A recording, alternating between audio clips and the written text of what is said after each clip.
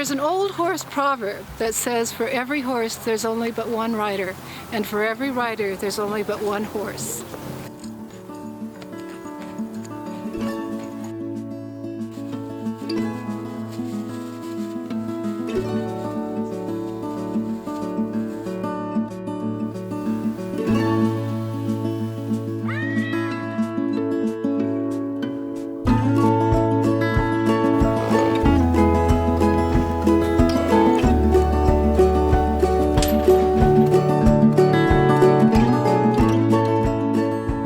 This will be our second annual one, so this is going to be an adoption event. So that we wanted to get horses and make them available for potential adopters. There is a kind of a contest between the trainers in how well they can showcase their abilities to show off the horse, and we want them to show that horse off to the best of their ability to, show that horse could be ridden just about by anybody, and taken home.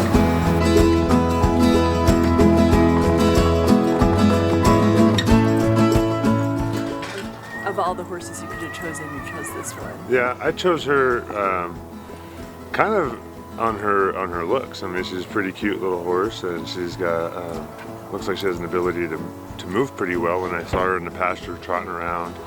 And so I looked for that good movement and a nice body type, like a strong. The other thing, I chose her because they said no one has ever touched her, and I prefer a clean slate because you can have a lot of success there, and then the horse has a good chance of being adopted out and having a good life after that.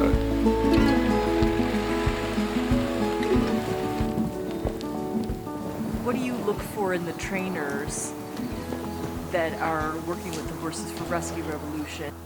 Well, I think what I look for when I'm talking with a person or I watch them interacting with a horse for the first time is kind of a compassion, a real easiness about them, the way they move, the way they touch the horse. You can tell right away that there's a respect there, first of all, and they are going to be patient. They're just going to yield to what the horse needs at that particular time.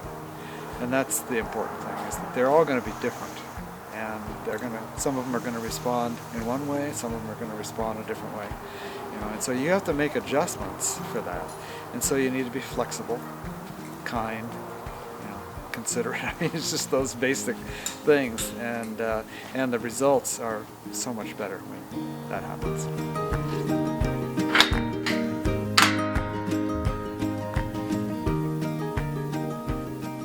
Natural horsemanship that we use here is basically based on Buck Brannaman's philosophy and teaching, and it is respect for the horse, patience, consistency, and that's really it in a nutshell.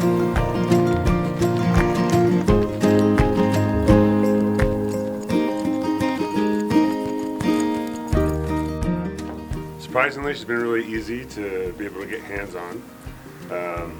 Kind of like I anticipated with my round pen, and not a lot of places for her to go. She's just been pretty easy for me to touch, and didn't have to rope her to halter her.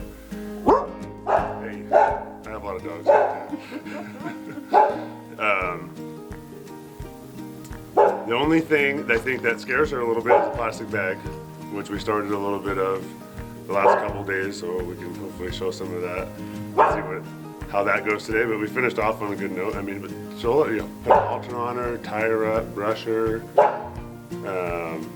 and she lunges a little bit.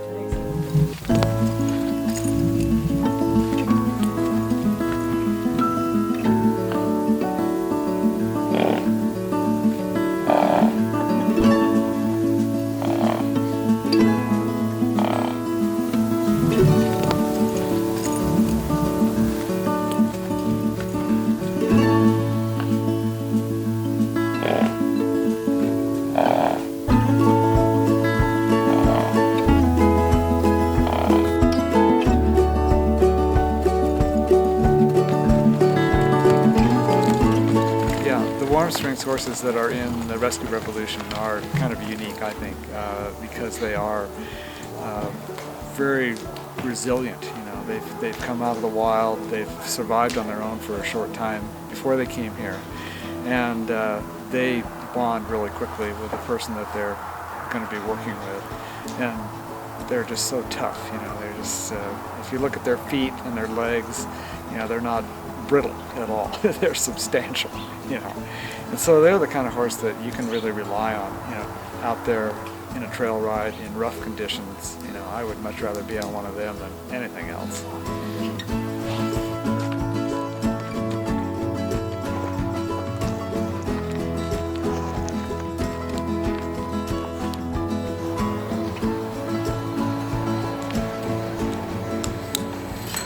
So I came to EOI not knowing anything about horses, and I, at the time, wasn't in a very good situation. I was hanging out with a wrong group of friends and a bad crowd. But within my first couple weeks here, I met Lexi out in the field, and at the time she was untouchable and kind of crazy. She almost got put down because an old trainer thought she was gonna kill someone one day. But the head trainer at the time told me that if I had the dedication and the willpower that he would help me start training her. And within the first few months, he kind of let me do my own thing, even though I really don't know what I was doing. But we're here a year and a half later, and she is my perfect horse.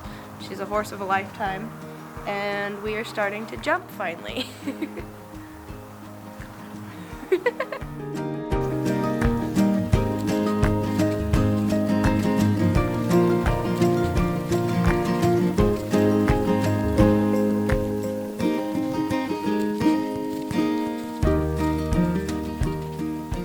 For you, and it can be a very personal response, what is unique about the horse-human bond? Wow.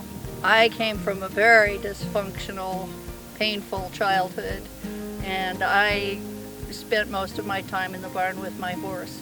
That was unconditional love. No matter how I felt, the horse was the horse, and he always was glad to see me. So I've always loved horses. Been a horse nut since age 5, and I'm 70. So 65 years worth of playing with horses, and basically that's what I do, is play.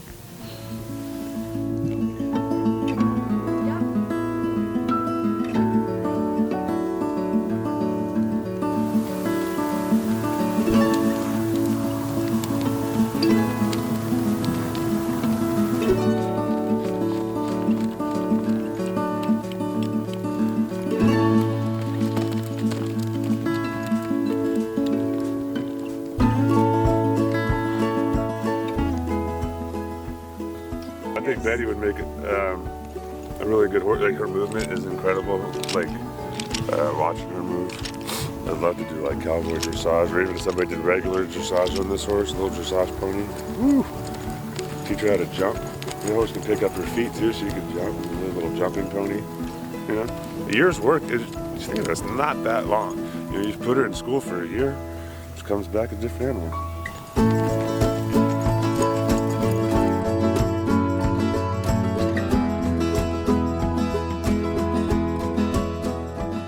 When a person adopts a horse, I think probably one of the best things that happens is that a horse is being saved, really, again, and going into a great home. It's going to get affection. It's going to get used like a real horse, which is a fulfillment of its life, really. And it also opens the door for another horse to be able to be rescued in the future.